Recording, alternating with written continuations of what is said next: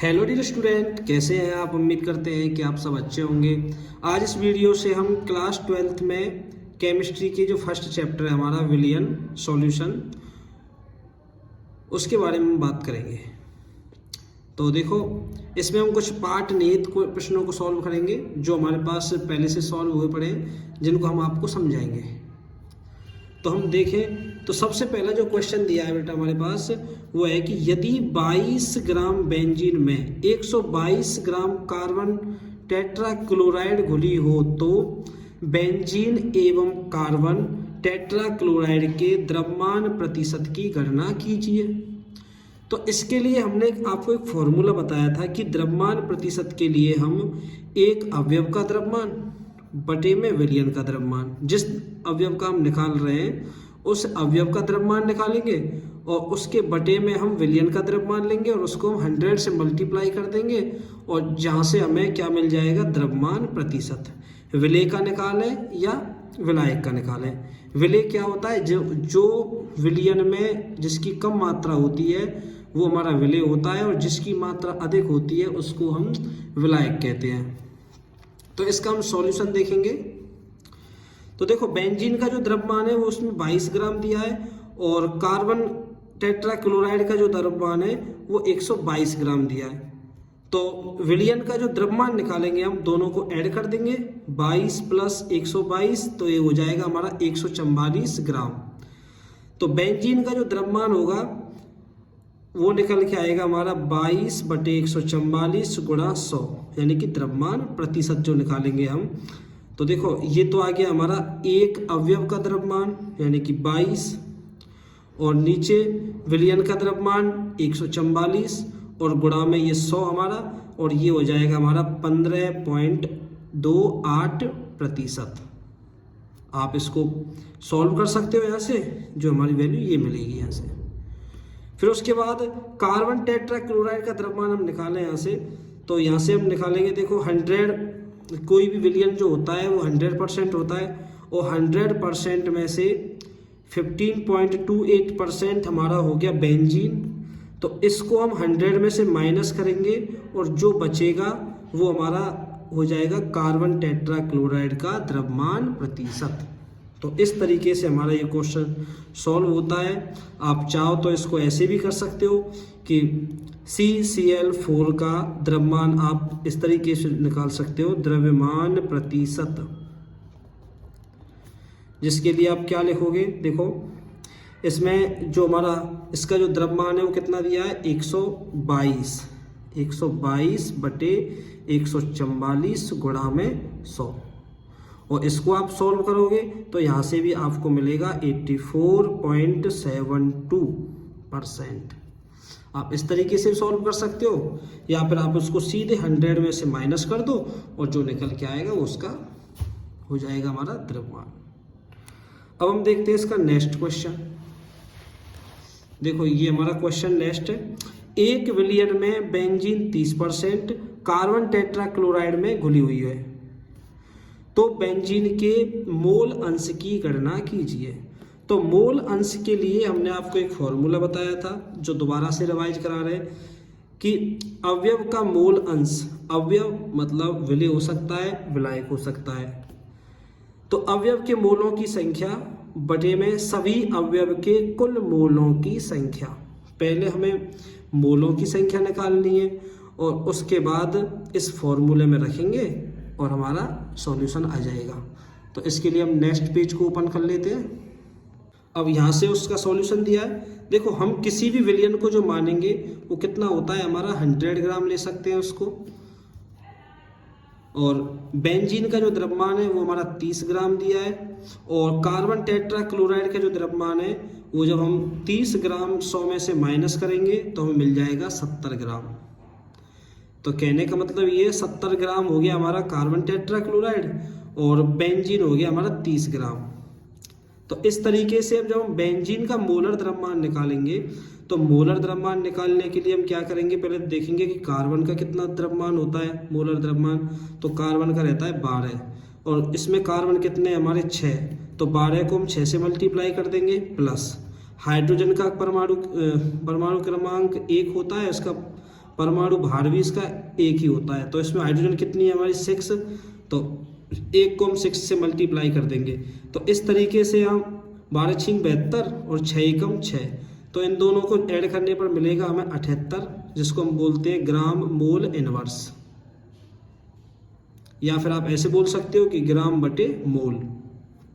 फिर इसके बाद बेंजीन के मोलों की संख्या। अब देखो इसमें मोलों की संख्या निकालेंगे। मोलों की संख्या निकालने के लिए फॉर्मूला होता है हमारे पास द्रव्यमान बटे मोलर द्रव्यमान। तो द्रव्यमान कितना दिया है 30 और मोलर द्रव्यमान हमारा कितना है 78, और इसको जब हम सॉल्व करेंगे तो यहाँ से मिल जाएगा हमें 0.385 मोल, इसका जो मात्रक होता है मोल रहेगा। और कार्बन टेट्राक्लोराइड यानी कि CCl4 का जब मोलर द्रव्यमान निकालेंगे तो इसके लिए आप देखेंगे बेटा कि कार्बन का जो द्रव्यमान होता है वो 12 हो जाएगा और Cl का होता है हमारा 35.5 यानी कि 35.5 होता है, जिसको हम 4 से गुणा करेंगे तो ये हो जाएगा हमारा 142 और प्लस के 12, तो ये हो जाएगा हमारा 154 ग्राम पर मोल। क्या हो जाएगा ग्राम पर मोल। तो इस तरीके से CCl4 के मोलों की संख्या निकालेंगे, जैसे हमने बेंजीन के मोलों की संख्या निकाली थी उसी तरीके से हम CCl4 के मोलों की संख्या हम यहाँ से निकालेंगे। तो ये हो जाएगा 70 यानी कि 70/154। जब इसको सॉल्व करेंगे तो यहाँ से मिल जाएगा हमें 0.454 मोल। अब हम पहुँचेंगे मोलन्स पर, क्योंकि हमें ये इन सारी चीज़ों की जरूरत पड़ेगी, क्योंकि हमारे पास जो फॉर्मूला है वो फॉर्मूला ये है, अगर हम बेंजीन का मोलन्स निकाल रहे हैं तो हमें बेंजीन के मोलों की संख्या चाहिए और बटे में बेंजीन के मोलों की संख्या और कार्बन टेट्राक्लोराइड के मोलों की संख्या, जो मैंने अभी इससे पहले बताया था मैंने आपको फॉर्मूला। और फॉर्मूला यही तो बताया था कि जिस अवयव का निकाल रहे हैं उसके मोलों की संख्या बटे जो भी अवयव हमारे पास दिए हैं उन सभी अवयवों के मोलों की संख्या। और यहाँ से हम देखेंगे कि हमारे पास बेंजीन के जो मोलों की संख्या निकल के आई थी वो 0.385 मोल थी, और ये बेंजीन की हो गई मोलों की संख्या और ये हमारी कार्बन टेट्राक्लोराइड की। इन दोनों को ऐड करके जब इसमें हम भाग देंगे तो यहाँ से मिलेगा हमें 0.456। इस तरीके से हमारा ये क्वेश्चन सॉल्व हो जाएगा। अब नेक्स्ट क्वेश्चन देख लो। देखो ये हमारा क्वेश्चन, नेक्स्ट क्वेश्चन क्या है, देखो प्रश्न नंबर 3 हमारा, निम्नलिखित में प्रत्येक विलयन की मोलरता की गणना कीजिए। अब देखो मोलरता पूछी है इसमें, तो मोलरता का क्वेश्चन सॉल्व करने से पहले बेटा हमें फॉर्मूला याद होना चाहिए। तो मोलरता का फॉर्मूला क्या है कि विलय के मोलों की संख्या बटे में विलयन का आयतन। विलय के मोलों की संख्या बटे में विलयन का आयतन, ये होता है हमारा मोलरता का फॉर्मूला। तो मेरे प्यारे बच्चों देखो पहला क्वेश्चन जो है कि यदि 30 ग्राम CONO3 का होल ट्वाइस 6H2O 4.3 लीटर विलयन में घुला हुआ है, यानी कि 4.3 लीटर विलयन में घुला हुआ है। तो ये जल हो गया हमारा और ये हमारे पास CONO3 का होल ट्वाइस। तो इसका हमें क्या निकालनी, मोलरता निकालनी है। और फिर इसके में जो सेकंड क्वेश्चन है हमारा इसमें भी मोलों की संख्या मोलरता ही पूछी है, तो इसके लिए हम तनु करने पर पूछा है इसमें। तो पहले हम फर्स्ट क्वेश्चन को सॉल्व करेंगे, उसके बाद सेकंड को देखेंगे। तो पहले हम फर्स्ट क्वेश्चन देख लेते हैं। ये ऐसे सॉल्यूशन है उसका। तो देखो CONO3 का होल ट्वाइस 6H2O का मोलर द्रव्यमान निकालेंगे पहले। तो मेरे प्यारे बच्चों देखो ये मोलर द्रव्यमान हो गया, जो 58.7 दिया है बेटा, ये हो जाएगा हमारा CO का द्रव्यमान। और प्लस में 2 मतलब ये वाला 2, और जो 14 + 48 जो दिया है, ये 14 दिया है हमारे नाइट्रोजन का, और 48 हो जाएगा हमारा O3 का, क्योंकि एक ऑक्सीजन का होता है 16 और यहाँ पर है 3 ऑक्सीजन, जिसकी वजह से हो गए 48 प्लस 6, ये 6 वाला। H2O का आप जानते हो कि 18 होता है, तो इस वजह से यहाँ पे ये आया है। तो जब यहाँ से देखो ये जो कि तो आ जाएगा, आप क्या करोगे 48 + 14 करोगे और 2 से मल्टीप्लाई करोगे तो कितना हो जाएगा 124 प्लस 18 × 6 करोगे तो 108 हो जाएगा और तीनों को ऐड करेंगे तो 290.7 आएगा, जिसको हम अप्रोक्स 291 मान लेंगे मोल इनवर्स।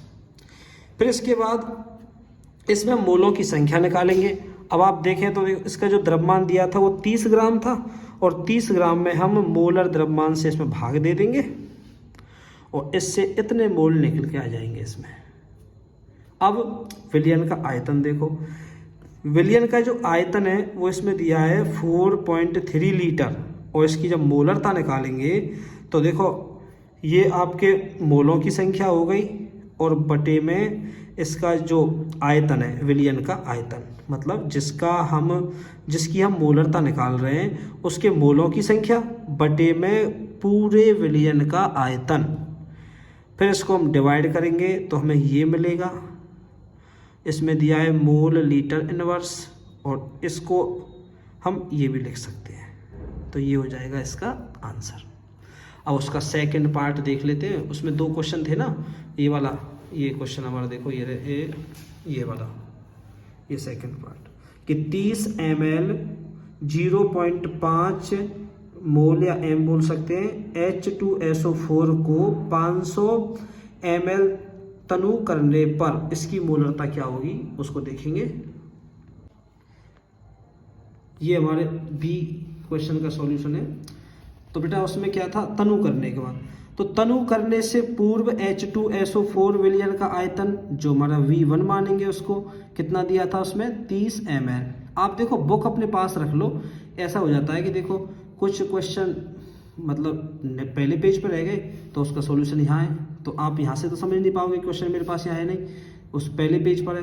तो आप अपनी बुक रख लो यहाँ पे, जो बुक में जो चैप्टर है उसके अंदर जो क्वेश्चन दिए ना उनको सॉल्व करा रहा हूँ मैं। तो तनु करने के से पूर्व जो है हमारा H2SO4 विलयन का जो आयतन है वो कितना है V1, उसको मानेंगे हम और ये हो जाएगा 30 ml। तनु करने से पूर्व H2SO4 विलयन की जो मोलरता है वो 0.5 m दी है। तो तनु किए गए H2SO4 विलयन का जो आयतन है V2 उसको हम 500 मानेंगे क्योंकि दिया है क्वेश्चन में। तो जो तनुता समीकरण है हमारा, देखो ये इंपॉर्टेंट है इसमें, तनुता समीकरण।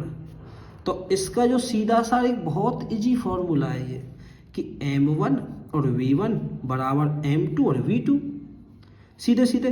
भाई M1 का मतलब हो गया कि आपकी जो तनु करने से पहले जो मोलरता है वो M1 और तनु करने के बाद जो मोलरता है वो M2 और तनु करने से पहले जो विलयन का आयतन है वो V1 और तनु करने के बाद जो आयतन है उसको हम V2 मानेंगे।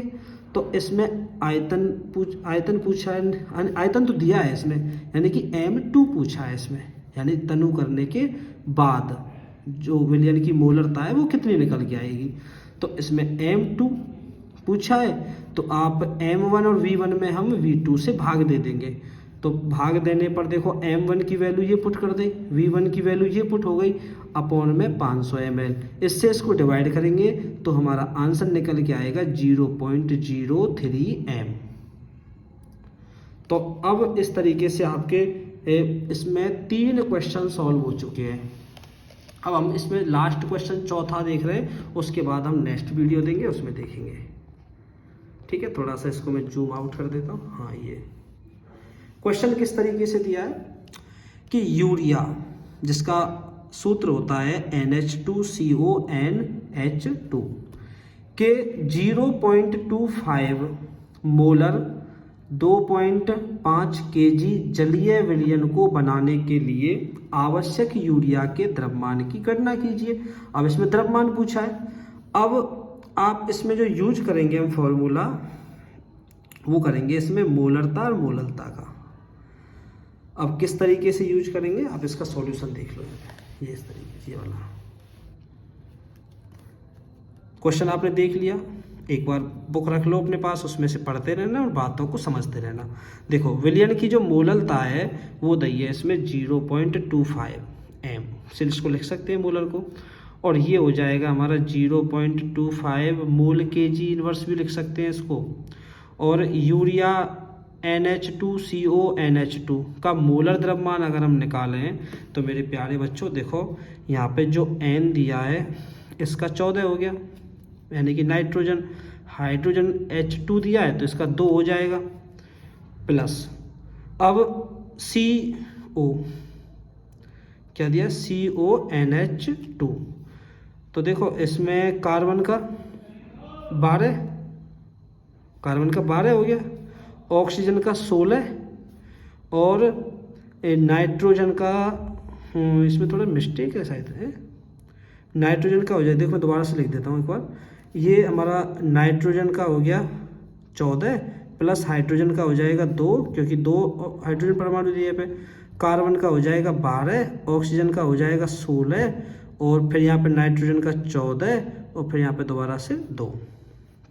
अब इनको ऐड करें तो देखते कितना आएगा। देखो यहाँ ये 14 और 2 16, 16 दूनी 32 और ये हो जाएंगे आपके 44 और 2 46 और 46 और ये 60 ही हो रहे हैं वैसे तो, 60 ग्राम मोल इनवर्स।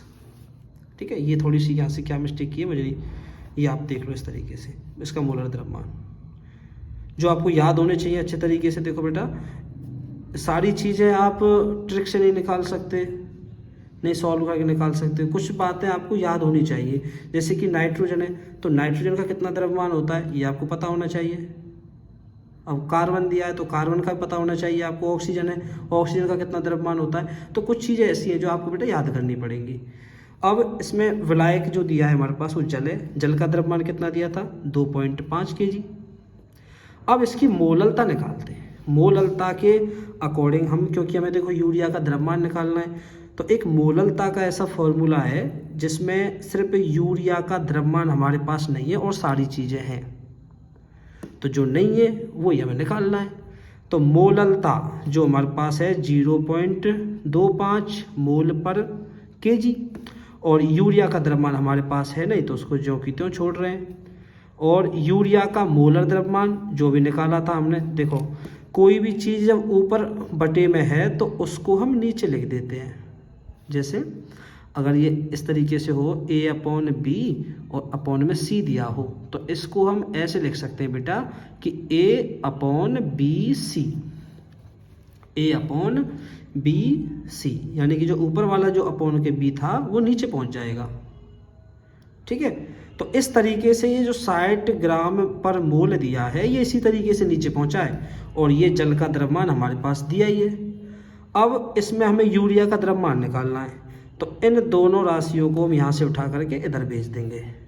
तो ये यूरिया का द्रव्यमान बराबर 0.25 यानी कि 25 मोल पर kg गुणा 60 ग्राम पर मोल गुणा 2.5 kg। अब इन तीनों को जब आप मल्टीप्लाई करोगे तो यहाँ से मिल जाएगा हमें 37.5 ग्राम और ये इसका हो जाएगा आंसर। ठीक है, आप इसमें इसका नोट देख लो, ये पढ़ लो, ये काम की चीज़ें हैं सारी चीज़ें। तो हम बेटा यहाँ पे अपनी वीडियो को विराम देते हैं। अगर आपको हमारे क्वेश्चंस आपके समझ में आए हों तो आप हमारी वीडियो को लाइक कर देना। ठीक है, नेक्स्ट वीडियो तक के लिए आपको राधे राधे।